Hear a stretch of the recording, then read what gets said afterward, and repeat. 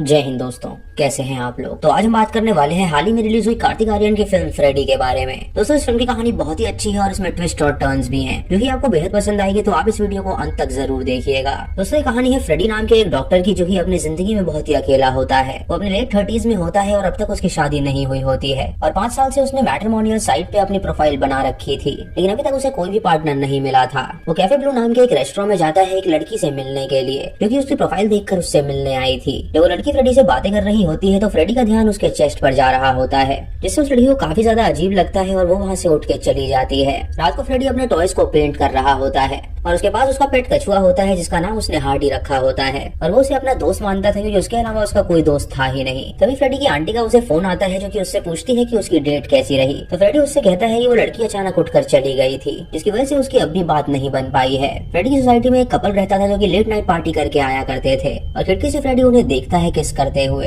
और उसके मन में ये उत्तेजना होती है कि आखिर उसकी पार्टनर उसे कब मिलेगी। अगले दिन फ्रेडी अपने क्लिनिक में जाता है और वहाँ पे एक बच्चे का इलाज करता है और रात को जब वो घर पे होता है तो उसे एक लड़की का कॉल आता है, जो कि उससे कहती है कि उसने उसकी प्रोफाइल देखी है और वो उसे काफी पसंद आया है, तो कल वो उससे मिलने आए ताकि वो आगे की बातें कर सके। ये सुन के फ्रेडी उसे ब्लू कैफे में बुलाता है और वहाँ पे उसका इंतजार करने लगता है, लेकिन उसके मिलने का टाइम निकल जाता है और वो लड़की वहाँ पर फिर भी नहीं आती। उसी कैफे में उसकी सोसाइटी का वो कपल वहीं पे बैठा हुआ होता है और ये सब उनका प्लान था और उन लोगों ने ही उसके साथ ये प्रैंक किया था। जब फ्रेडी वहाँ से जा रहा होता है तो वो उसे चिढ़ाने लगते हैं, जिससे फ्रेडी को पता चलता है कि उन्होंने मजाक किया है, लेकिन वो उन्हें फिर भी कुछ नहीं कहता और वहाँ से चला जाता है। रात को एक शादी में जाता है, जहाँ पे उसकी एक आंटी उससे बात करती है। उससे कहती है कि अब उसकी उम्र हो गई है तो वो कब शादी करेगा। तो फ्रेडी उससे कहता है कि उसे कोई भी लड़की नहीं मिल रही है। तभी वो आंटी उससे कहती है कि सामने जो ब्लू ड्रेस वाली लड़की है वो उसे घूर रही थी, यानी कि वो उसे पसंद करती है, तो वो जाए और उससे बात करे। ये सुन के फ्रेडी उसकी बात मान लेता है और उस लड़की से बात करने के लिए जाता है। उससे कहता है कि आखिर वो उसे क्यों देख रही थी। तो लड़की उससे कहती है कि उसने उसे देखा ही नहीं था। तभी उस लड़की का पति वहाँ पे आता है और उससे कहता है कि क्या वो उसकी बीवी से फ्लर्ट कर रहा है। फ्रेडी उससे कहता है कि ऐसा कुछ भी नहीं है। तो ये बात सुनकर वो फ्रेडी को थप्पड़ मार देता है, जिससे वो जमीन पे गिर जाता है और उसके बाद वो जबरदस्ती अपनी बीवी को वहाँ से ले जाता है। मार खाने के बाद फ्रेडी आंटी के पास जाता है और उनसे पूछता है कि अगर वो जानती थी कि वो शादीशुदा है तो उसने उसे वहाँ पे क्यों भेजा।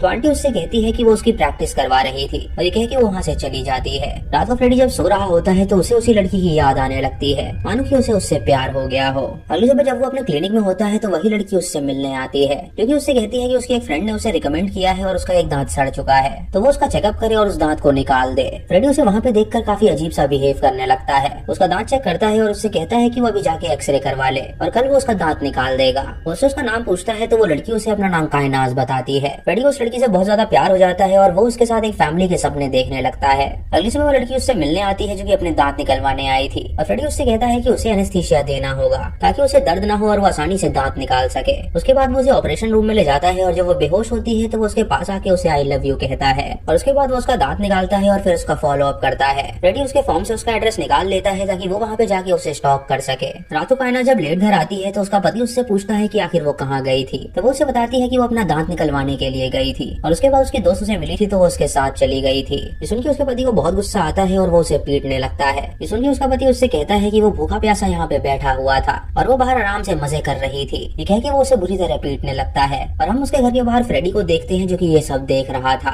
ये वॉयलेंस देख के उसे काफी गुस्सा आता है और वो चाहता है कि वो उस बंदे के पास जाके उसे पीटे, लेकिन तभी वो अपने आप को रोक लेता है और घर चला जाता है। रात को जब वो सो रहा होता है तो उसे अपने बचपन की एक बात याद आती है। उसके पिता ने उसकी माँ को चीटर कहा था और उसे जान से मार डाला था और उसके बाद उसने खुद को भी गोली मार के अपने आप को मार डाला था और फ्रेडी ने अपने माँ बाप की ये मौत अपने सामने देखी थी, जिसकी वजह से वो काफी ट्रॉमेटाइज हो गया था और इसीलिए उसका कोई दोस्त नहीं बनता था। अगले दिन फ्रेडी कायनात से मिलने का इंतजार करता है, लेकिन कायनात उसकी क्लिनिक में नहीं आती। ये देख के वो कायनात को फोन करता है और उससे पूछता है कि आखिर वो क्यों नहीं आई। तो वो उसे बताती है कि उसका पति नहीं चाहता कि वो बाहर जाए, इसलिए वो अपने चेकअप के लिए वापस से नहीं आ सकती। ये सुन के फ्रेडी उससे कहता है कि वो उसके घर के पास आ रहा है उससे मिलने के लिए। तो कायनात राजी हो जाती है और उससे मिलने के लिए जाती है। फ्रेडी वहाँ पे उसके चेहरे पे ब्रूजेस देखता है और वो समझ जाता है कि उसके मार के ब्रूजेस हैं। उससे पूछता है कि आखिर ब्रूजेस कैसे आए। तो वो उसे बताती है कि उसका पति अक्सर उसे मारा पीटा करता है। उसके बाद फ्रेडी उसे आइसक्रीम खिलाता है ताकि वो शांत हो सके और फिर वो कायनात से कहता है कि वो चिंता ना करे, उसका दांत ठीक हो जाएगा। फ्रेडी अब काफी सज धज के रहने लगता है क्योंकि उसे उससे प्यार हो गया था और वो हमेशा उसके सामने बन ठन के ही जाया करता था। रात को वो हमेशा उसके घर के बाहर रहता है उसे स्टॉक करने के लिए और एक रात को उसके पति को घर से बाहर निकलता हुआ देखता है, जो कि जॉगिंग के लिए बाहर आया था। मौका देखकर वो कायनात को कॉल करता है और उससे मिलने के लिए कहता है। तो कायनात उससे कहती है कि वो कल कॉफी पे उसके साथ चल सकती है। अब उन दोनों की भी नजदीकियां बढ़ने लगती हैं और वो अच्छे दोस्त बन जाते हैं। लेकिन थिएटर में कायनात फ्रेडी को किस कर देती है क्योंकि वो भी उससे प्यार करने लगी थी और जब वो घर जाती है तो वो उसके कॉल का जवाब देना बंद कर देती है। अगले दिन फ्रेडी को उसकी चिंता होने लगती है तो वो घर पहुंच जाता है उससे मिलने के लिए, और कायनात जब उसे अपने सामने देखती है तो वो उसके गले लग जाती है। उसके चेहरे पे निशान देखकर समझ जाता है कि उसके पति ने उसे बुरी तरह पीटा है। तो वो उससे पूछता है कि आखिर उसका पति करता क्या है। उसे बताती है कि उसके पति का एक कैफे है जिसका नाम कैफे ब्लूज है। तो फ्रेडी उससे कहता है कि वो तो अक्सर वहाँ पे जाया करता है। उसके बाद वो उसे शांत कराता है और वहाँ से चला जाता है। रात को उसकी आंटी उसे कॉल करती है और उससे पूछती है कि आखिर वो शादी कब करेगा। तो वो उन्हें बताता है कि उसे एक लड़की मिल गई है और बहुत जल्द वो उससे शादी करने वाला है। अगले दिन फ्रेडी कायनात से मिलता है और उससे कहता है कि उन्हें उसके पति को उनके रास्ते से हटाना होगा। तो कायनात उससे कहती है कि आखिर वो किस बारे में बात कर रहा है। वो उससे कहता है कि वो उसे जान से मार देगा ताकि वो दोनों शादी कर सके। तो कायनात उससे कहती है कि ऐसा करना बिल्कुल भी ठीक नहीं है। उसके बहुत समझाने पर कायनात मान जाती है और उससे कहती है कि उन्हें ऐसा करना ही होगा। रात को फ्रेडी उस सड़क को अच्छी तरह देख लेता है जहाँ पे उसका पति जॉगिंग करता था, और एक जगह वो सड़क पूरी सुनसान हो जाती है जहाँ पे सिर्फ एक बेघर होता है जो कि सो रहा था। अगले दिन फ्रेडी उसके घर के बाहर आके उसका इंतजार करता है, और जब उसका पति बाहर निकलता है और सुनसान रोड पे पहुंचता है तो वो उसे ठोकर मार देता है। उसका पति मदद के लिए चिल्लाता है लेकिन तभी वो गाड़ी बैक करता है और उसे कुचल देता है, जिससे उसके पति की वहीं पे मौत हो जाती है। उसके बाद वो एक हफ्ते के लिए अपने फार्म हाउस चला जाता है और वो कायनात से एक हफ्ते के लिए बात करना भी बंद कर देता है। उसे मार के वो बहुत ज्यादा खुश होता है क्योंकि अब उसके रास्ते का कांटा हट चुका था और अब वो कायनात के साथ शादी कर सकता था।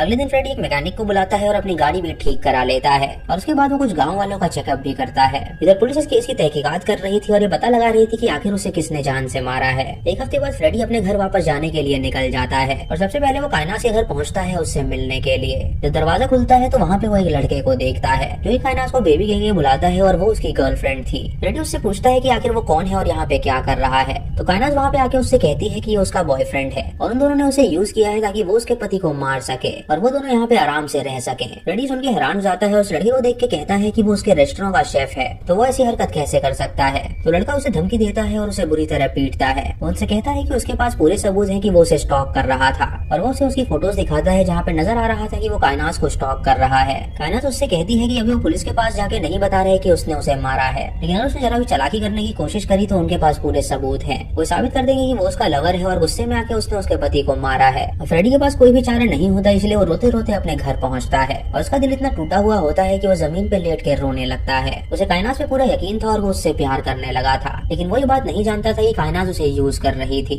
इधर कायनात अपने घर में अपने बॉयफ्रेंड के साथ होती है, जहाँ वो उससे कहती है कि उसके पति के मरने के बाद वो कैफे अब उसके नाम हो चुका है और अब वो उसे अपनी तरह से रन करेगी। इधर फ्रेडी अपने सारे के सारे कपड़े जला देता है जो कि उसने कायनात को दिखाने के लिए खरीदे थे, और वो बदले की आग में बुरी तरह तड़पने लगता है। रात को फ्रेडी अपनी आंटी के पास जाता है और उनके गले लग जाता है और उन्हें बताता है कि उसकी गर्लफ्रेंड ने उसके साथ ब्रेकअप कर लिया है। उसकी आंटी उसे समझाती है और उससे कहती है कि प्यार में ये सब चलता रहता है। अगले दिन वो कायनात को रेस्टोरेंट में जाता है और वहाँ पे आइसक्रीम ऑर्डर करता है, और जब कायनात उसका बॉयफ्रेंड उसे वहाँ पे देखते हैं तो उन्हें काफी गुस्सा आता है। वो उनके सामने रोते हुए आइसक्रीम को खाने लगता है, और वो दोनों जब उसके पास आते हैं तो वो उसे बहुत ही बुरा भला कहते हैं। उससे पूछते हैं कि आखिर वो चाहता क्या है, तो वो उनसे कहता है कि वो बस उसे सॉरी बोल दे, वो यहाँ से चला जाएगा। ये सुन के कायनात अपने बॉयफ्रेंड से कहती है कि वो उसे पीटे, तो वो उसे पीटता है और उसे धमकी देता है कि अगर वो दोबारा यहाँ पे आया तो वो पुलिस को सब कुछ बता देगा। फ्रेडी को इससे बहुत बुरा लगता है और वो पूरी प्लानिंग करने लगता है। वो कायनात की सारी डिटेल्स निकालता है जो कि उसने उसे बताई थी, और उसके मुताबिक वो उन दोनों को ही तंग करने का सोचता है। जब वो दोनों बाहर जाते हैं तो वो उनके दरवाजे की डुप्लीकेट चाबी बनवा लेता है, और उनके घर को खोलने के बाद वो उनके फ्रिज में जो खाना होता है उसके अंदर नशीली दवा मिला देता है ताकि उन्हें नींद आ जाए और वो उठ ना सके। फिर वो वॉशरूम में जाता है और उसके बॉडी वॉश में एक लिक्विड मिलाता है जिससे कायनात को बहुत ज्यादा एलर्जी थी। तभी वो दोनों वहाँ पे आ जाते हैं तो वो उनके खिड़की के बाहर जाके छुप जाता है।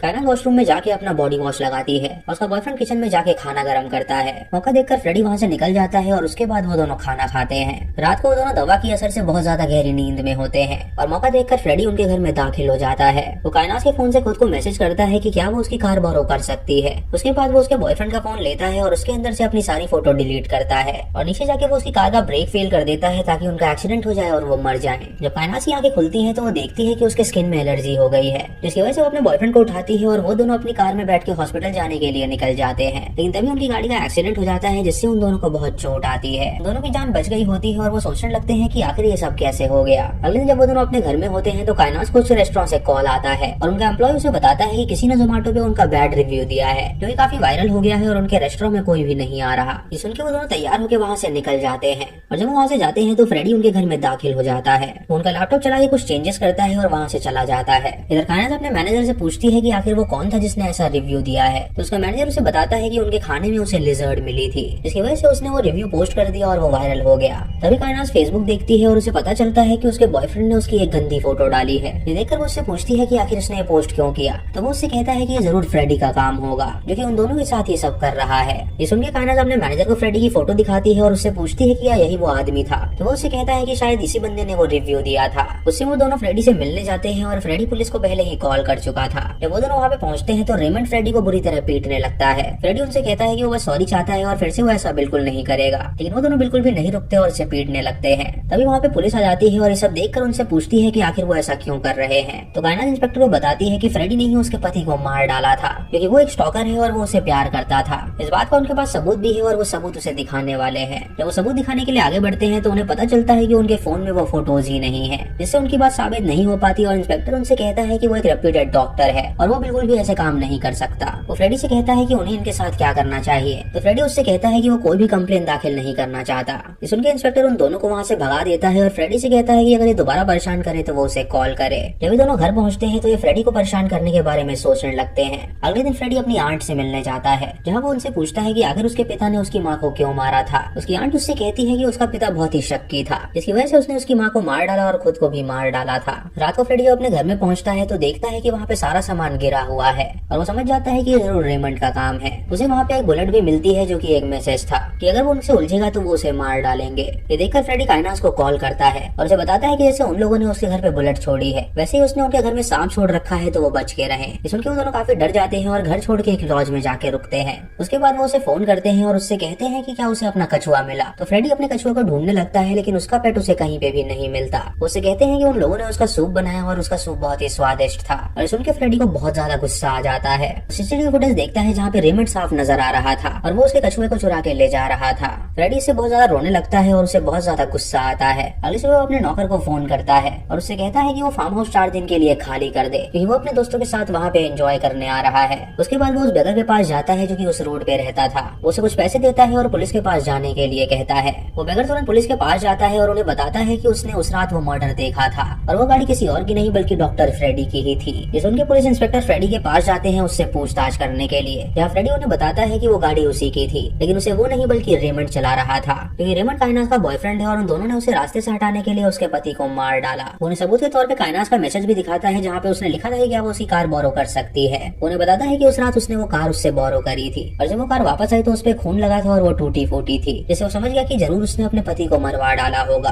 तब से ही वो दोनों उसे परेशान करने लगे हैं ताकि वो ये बात पुलिस को ना बता सके। फ्रेडी उन्हें वो सीसीटीवी फुटेज भी दिखाता है जिसमें रेमंड साफ नजर आ रहा था और वो उनसे कहता है कि वो उसके घर पे ही पहुंच गए थे और उसके पेट को मार डाला था। ये देखकर इंस्पेक्टर समझ जाता है कि वो बिल्कुल सच कह रहा है और वो कायनात को कॉल करता है और उसे तुरंत पुलिस स्टेशन आने के लिए कहता है। इधर फ्रेडी अपने फार्म हाउस जाने के लिए निकल जाता है और वो कायनात को कॉल करके कहता है कि पुलिस को उसने सब कुछ बता दिया है और वो उसके पीछे पड़ेंगे तो अगर वो सॉरी बोलेगी तो वो उन्हें सच सच बता देगा। कायनात उससे कहती है कि वो उससे कहाँ पर मिलने आए, तो वो उससे कहता है कि वो उसके फार्म हाउस में आ जाए और साथ में वो एक सूटकेस लेकर आए क्योंकि वो सूटकेस लाना भूल गया था। ये सुनकर वो दोनों उसकी बात मान लेते हैं और फैसला करते हैं कि उस फार्म हाउस में जाके ही वो उसे मार डालेंगे। जब वो दोनों वहाँ पे पहुँचते हैं तो फ्रेडी उनका स्वागत करता है और तभी वो देखते हैं कि फ्रेडी के पास गन है जो कि टेबल पे पड़ी हुई है। वो उन्हें वाइन सर्व करने जाता है तो कायनात उसकी गन उठा लेती है और शैतान के उससे कहती है कि अब वो उसे जिंदा नहीं छोड़ेंगे। जब उसे शूट करने जाती है तो देखती है कि उसके अंदर गोलियां ही नहीं है और फ्रेडी ये देख के हंसने लगता है और उन दोनों पे हमला कर देता है। जब उन दोनों की आंखें खुलती है तो वो अपने आप को बंधा हुआ पाते हैं। फ्रेडी उनके पास आके उनसे कहता है कि अब वो दोनों जिंदा बिल्कुल नहीं बचेंगे।